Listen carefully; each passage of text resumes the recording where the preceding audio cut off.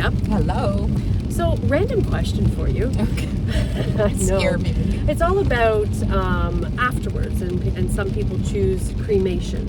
Oh, yes, okay. And so not funeral like planning. Yeah, funeral okay. planning. And so with cremation itself, you're left with a dust.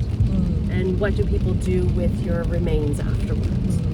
And so, I don't know if you were watching the news the other night, but there was a space shuttle that went up to space.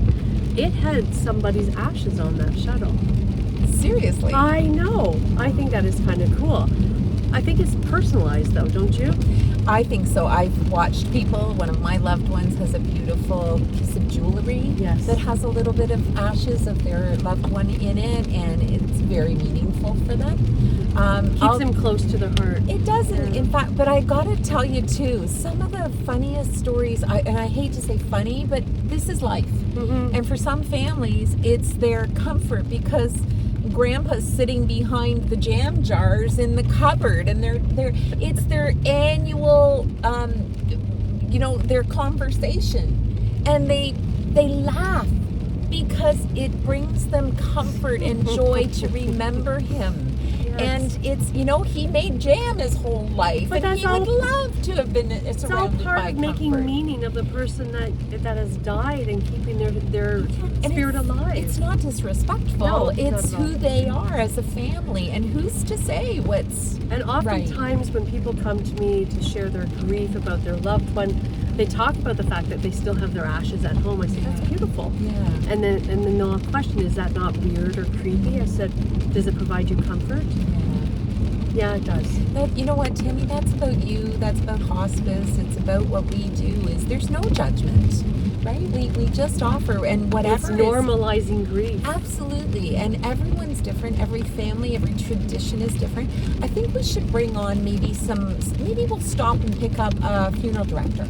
That'd be a great idea. Yeah, let's do that, and we can talk about the various options for after death and moving on to what that looks like for each individual person.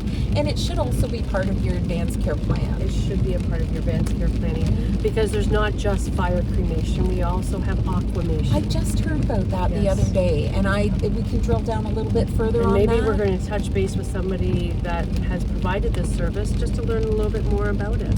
The other piece too, COVID really changed the entire process of funerals, right? We used to have large gatherings. We would have, a very important ritual.